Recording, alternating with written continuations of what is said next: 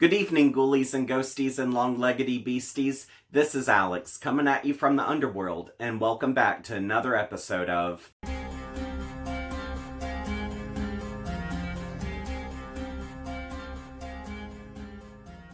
Before I get started, I just want to say I'm sorry I didn't do a video last weekend because I was feeling tired and I listened to my body and just decided to relax. But as the week progressed, I got my energy back and I decided to flip some rooms in my house and also go through the closets. And pretty much, if you notice a sound difference in this video, it's because I moved my library to a different room in the home. And this is a room that's a little bit further away from the road, so hopefully that will reduce the amount of background noise. And on other subjects, I just want to say that I know we are still under the coronavirus scare, and if you are under the weather, I hope you feel better soon. Otherwise, I hope you're just doing well in general. As far as Mississippi is concerned, everywhere seems like it's opening back up, and while people are taking advantage of that, I'm still just one of those persons who are making necessity runs, and for the most part just being a hermit. That is, of course, until my day job tells me I have to come back to work. But until then, I'm just going to stay here and mind my own business and make videos and read and all that good stuff. But speaking of reading, let's go in and get down to what you can expect from this weekend's book. And I just want to give a fair warning, because in the first video I ever did, I explained that my taste in horror goes from mild to extreme. And it just so happens the book I'm reviewing this weekend, which is Survivor by J.F. Gonzales, is a very disturbing book, and it is very extreme. And I will try to be as delicate as possible in discussing this book and talking about the scenes, but especially in the spoiler section, I'm going to talk about some scenes that do become graphic. But once again, I'll try to be as delicate as I can with those. But in regards to subjects of rape and torture, which this book is full of rape and torture, I really urge for people to click away if you are triggered by those subjects. I really don't want to put something out there where it just comes at you at a surprise and it triggers you. And so I would much rather you just not watch this video if it's something that offends you or upsets you. And just know that next weekend I will have another book review ready, and it will not be a book that is as extreme as what this one is. So, with that being said, let's go in and jump into the cult classic about snuff films.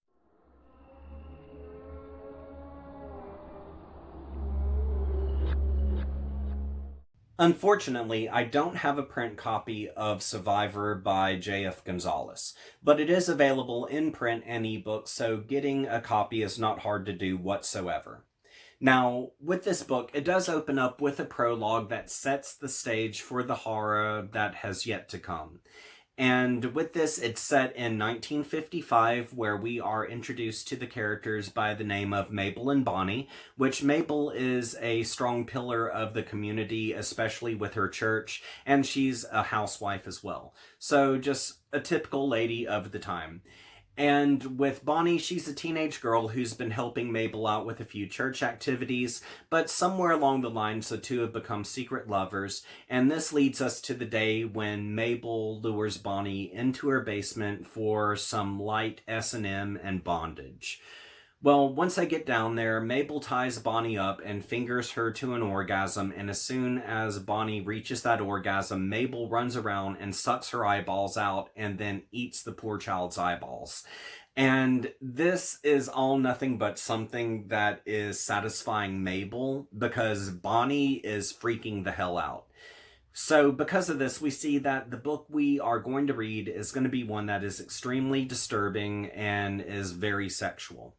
So from here, we fast forward to the year 1998, where we are introduced to the characters by the name of Lisa and Brad, and they're a married couple who has been having some pregnancy complications over the last 5 years. Well, that is until recently when Lisa discovers that she is actually pregnant and she's been able to carry this baby longer than previous children. But Brad doesn't know about this yet, so she's decided to reserve this good news for their romantic weekend getaway that they're currently on, so once they get settled in, she can tell Brad and they can celebrate together. Well, as they're on the highway going to their destination, a white van comes up behind them and starts tailgating them, and he begins doing some reckless driving that really becomes this great big harassment ordeal.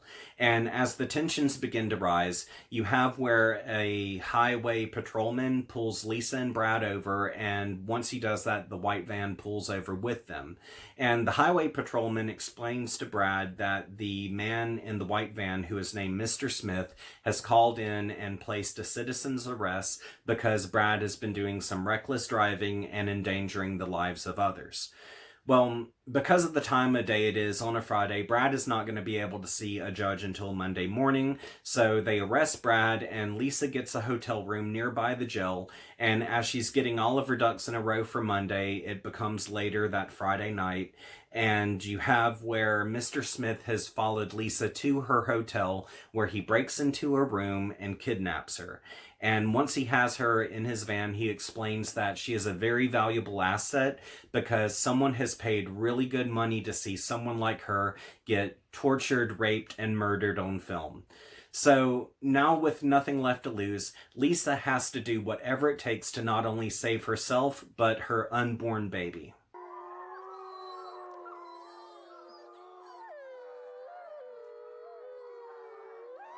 Originally, J.F. Gonzales published the novella Maternal Instinct in 2002 through Delirium Books, which this novella is what makes up the first 17 chapters of Survivor after the prologue.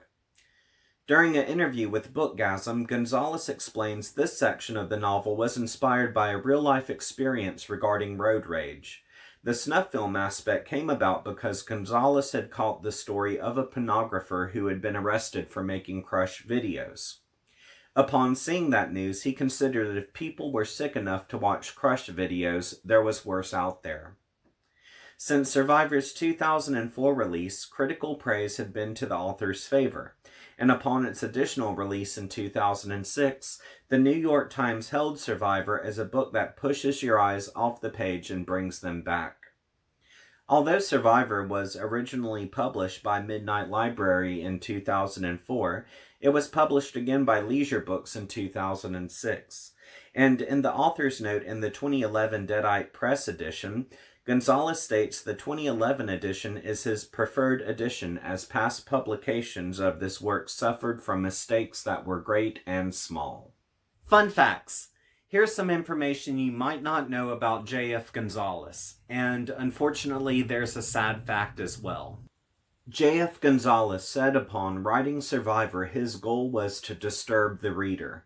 And as he wrote Survivor, his characters took the wheel and he had no clue what they were going to do next, which when they were done, he was just as shocked as his readers.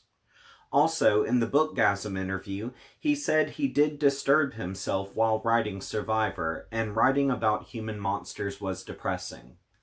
Now, for a sad fact. Unfortunately, J.F. Gonzales passed away in 2014 at the age of 50. His cause of death had been cancer.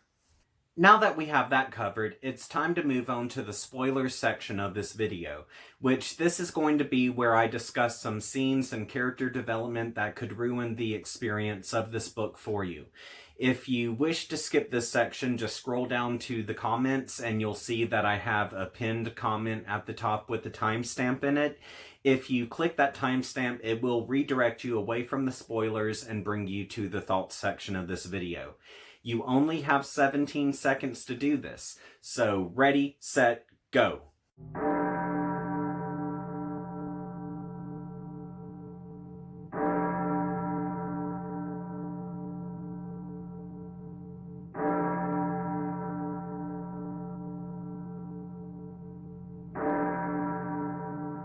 Now that everyone has had the opportunity to click away, I want to talk about some of the most shocking moments in this book. And I normally reserve this opportunity to talk about my favorite moments, but considering how depraved this book is, I can't with a good conscience say that these are favorite moments. So for that reason, I'm going with the most shocking moments. And the first time I felt my stomach drop and a cold wave hit me is in the prologue where you have Bonnie who allows herself to get tied up in Mabel's basement. And what's so heartbreaking about this is you have to consider that Bonnie has invested a degree of trust with Mabel. And she believes that if she allows Mabel to tie her up, she's going to achieve some pleasure and then she's going to go on to see another day. And you also have to consider that she's at that young, naive age where she's like, oh, nothing like that will ever happen to me. And so to see that trust get shattered is something that was really sickening, and it was just something that went on and put me in a low place and set the tone for the book. And personally, this is why I will never allow myself to get tied up, because you never know what someone else is going to do to you once they have 100% control. And another moment that really made me feel sick to the stomach was the moment where Debbie was kidnapped by the snuff production team, and she's somewhat in denial of what's going to happen to her, and Lisa explains what is going to become of them. And the whole moment is simply summed up as Debbie freaks out, which we really don't need any more description on that, because that simple statement of Debbie freaks out is enough to really allow the mind to go there. But what made me sick about this is Debbie ends up getting shot up with this drug that paralyzes her. And even though she's paralyzed, she can still see, feel, hear, all of that. And Animal proceeds to rape and torture her, and then he ends up giving her an anal fisting. And by how he fist her, it's just so disturbing, because you know she's never had anything like this happen to her before, and he's so brutal about it. It's like you just it really makes your stomach drop. And even though this is just summed up within a few sentences and it's not overly descriptive, again, we don't need that description there because our minds have already created the horrors of what he has done. Now, the worst part of this book that made me want to throw my e-reader across the room is the moment where Animal rapes, tortures, and eats a baby. And again, it's not overly descriptive, but it is mentioned in there what he does. And it's enough where I just felt like a ton of bricks had fallen on me. And it was something where I had to put my e-reader down and simply just step away. And it was a few days before I returned to this. But the other moment that got to me, and this is simply just one sentence in the book, it's never dwelled on, but still it's enough that really just made me feel horrible to read this. It really made me feel like I needed to take a bath in bleach. But it's a scene where it mentions that one of the producers had a son who was underage, and for a movie he had tied his son up and allowed a Doberman to sodomize him. So, as I said, this is a very extreme book. If you have not clicked away and you have not read this book and you're shocked by what I just told you, there's a lot more to it, but it's something that's totally not an easy read at all.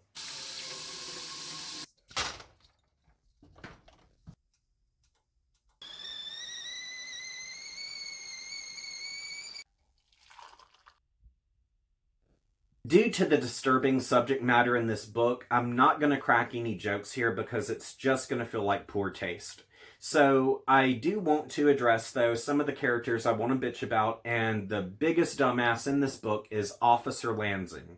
And the reason I say that is because I feel like he skipped some very important steps in doing the citizen's arrest, and had he been more observant and willing to protect and serve, then this whole nightmare would have probably never happened. And even after Lisa has come up as a missing person, that's finally when Officer Lansing gets the initiative to check out the information that Mr. Smith gave him. And in doing so, he discovers that everything Mr. Smith gave him was bullshit, from name to address, and even the van that Mr. Smith was in didn't even belong to Mr. Smith. So, had Officer Lansing actually gone that extra mile for this, everything could have been avoided. Now, aside from him, we have Lisa. And at first, I liked Lisa. But after she was abducted and she ended up pulling this stunt, I hated her. And there was no way I could regain respect for her. And this is, of course, when Lisa tells the producers of the snuff film that there is a homeless woman and her baby that they can have in her place. And she can lead those producers to this homeless woman and her baby. So they decide, yeah, it would be great to have a baby in a snuff film. So they take her up on her offer, and she honestly feels like crap for suggesting it up. And that doesn't make a difference, though, because she's pulling other people into her bullshit. Other innocent people, such as a mother and child. And that's just wrong no matter how you cut it. But she thinks that once they get on scene, she'll cause a scene and end up saving the mother and her child, and they'll all run away and be fine. And that's a risk that's just not worth taking, but she does it anyway. And it goes wrong because Lisa gets away, but of course the abductors take the mother and child and they take them off to their hideout where they're raped and murdered. So after this, things get worse because Lisa lies about everything. And she does this because, yeah, her captors had told her that if she said anything about this, they had her address, they would hunt her down and kill her and her loved ones. Okay, so she has the opportunity to be in witness protection, and the thing is, she lies and says that her abductors were either like Mexican or black, and they were neither of those. They were white men. So she does that, and then she also lies and says that she could not tell them where they had taken her, and she says that the whole time she had just stayed in the van and they were never in a house or anything. So she really concocts a big lie here, and she obstructs justice. Well, about 2 weeks later, after the guilt has really set in, she finally tells Brad the truth. And Brad ends up telling the detectives and his lawyers about what she told him. And in that case, that's where they start actually looking for these criminals. And they go into witness protection, but she never receives any reprimand for doing this. She never even receives a slap on the wrist.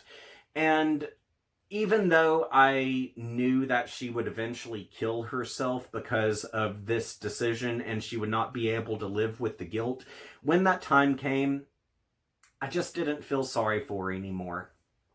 Now, with stupid character decisions aside, I will say this. I was very surprised by who had hired the snuff team to kidnap Lisa. And at first, I had thought that maybe since she's a lawyer, she had won a case against someone, and this was a revenge kind of setup. But after the book continued going in that direction of, well, that's not going to be it, it's going to be something else, I thought, okay, well, maybe it's a coworker. And then it continued kind of veering off away from that idea. And I'm like, well, maybe it's her husband. Maybe he had some sick fetish and he's just doing all of this and acting innocent. But then at the end of the book, when it was revealed that it was actually Brad's father who had hired the production team, I was really shocked by that because I just had not considered that whatsoever. He did not seem like the kind of person who would do that.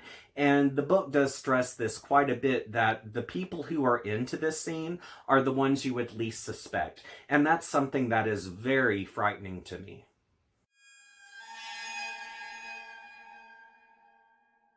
I hate to say this book is good, but this book is good.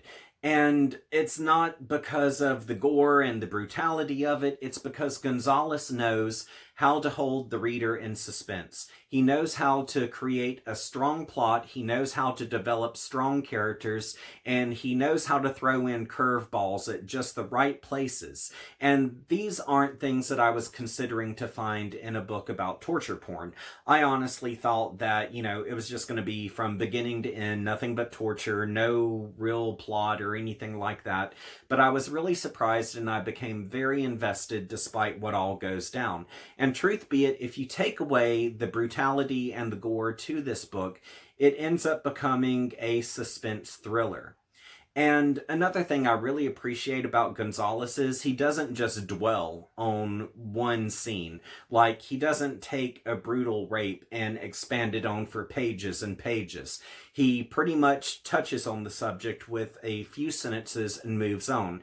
And it's still very effective because it allows your mind to fill in the brutality that he's not describing. And sometimes you can imagine something much worse than what's on paper. So that's what happens here. But don't get me wrong, this is still very brutal, and it can trigger and it can offend people. So do take that into consideration. But he also has a way where he knows sometimes less is more. And I would like to read an example of that for you, which this is not going to be a brutal scene in regards to rape or anything like that. It's more so just a dialogue and action scene. So let me read that for you.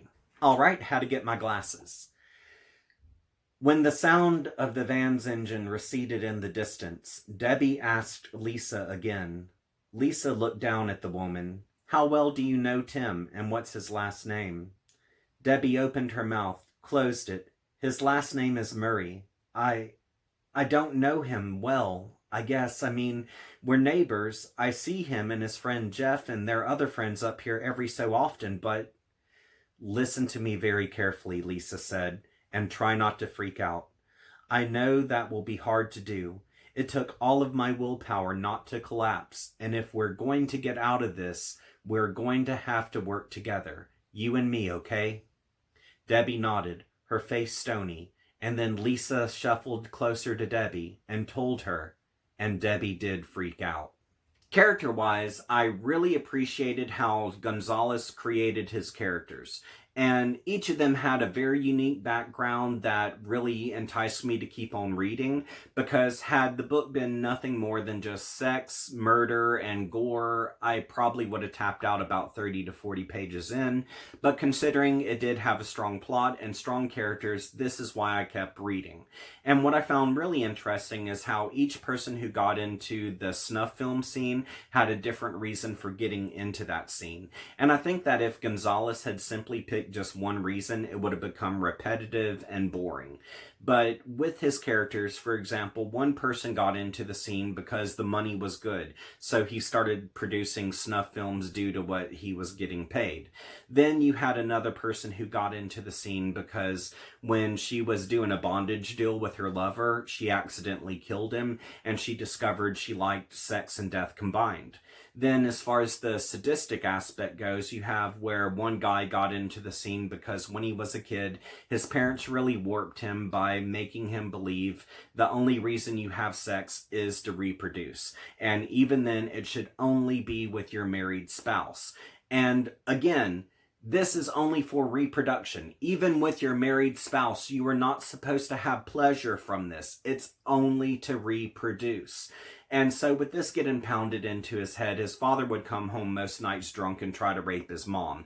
And so I totally see where all of that twisted him into the person he became. Now, as far as the masochistic side of everything goes, we had a woman who came into the scene because when she was a girl, her father used to spank her when she would do bad things. And he would feel guilty about that, so he would have her spank him in return to even it out. And so I see where that twisted her as well. And I was really happy to see that Gonzales stressed that the BDSM community won't touch a snuff film with a 10-foot pole. So I was happy to see that he did not criminalize that demographic. And as I believe their motto is safe, sane, and consensual. I'm glad that he was able to really show the difference between someone who's willing versus someone who is unwilling. So kudos to him for that. As far as the social commentary is concerned, Survivor really comments on a demographic of rich person who feels like they can do whatever they want, whenever they want, because they have the money to do it.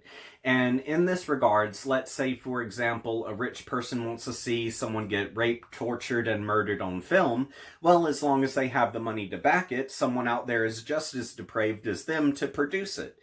And in this aspect, we do see how the rich definitely view maybe the homeless or poverty-stricken, because in the book it really stresses that the rich are the number one consumers of snuff films, and that's because the amount of money that is asked for when purchasing or producing one, and so the rich are the only ones who can really afford it. But at the same time, as far as the victims go in these films, you have victims who are drug addicts, alcoholics, people who have been discarded by society, homeless persons, and just individuals who no one will miss. And so because of this, I really got the idea that those who were not as fortunate as the wealthy are portrayed as nothing more than items, or like a commodity, something that can be bought, used, destroyed, and discarded whenever you're done with it. So that was something I had noticed.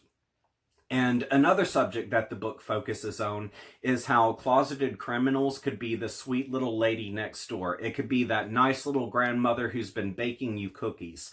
Because some of the people in this have been a part of the snuff scene for 30, 40 years. And one of those are well into her senior. So that was kind of a creepy idea. And another point that the book makes is how a lot of people who are criminals, they don't think about anyone but themselves. And as long as they haven't been caught, they're not sorry. But the moment they get caught, that's when they become sorry. And that's when they start thinking about other people besides themselves. So aside from this being just something that is shocking and disturbing, there was a lot that I gained out of it as well that could really suit for a good discussion. I did not expect Survivor by J.F. Gonzales to actually scare me, but it did. And the reason why it did is because it feels like it's so real. Like this is something that could actually happen at any given time. And because of that, it just leaves me feeling creeped out and almost paranoid. And I'm not gonna lie, I had nightmares over this book. And I'm not just saying I had nightmares to say I had them. This book legitly gave me detailed nightmares about being stuck in a snuff film. And overall, it really disgusted me, it creeped me out, and this was a lot more than what I bargained for, but I did enjoy the read.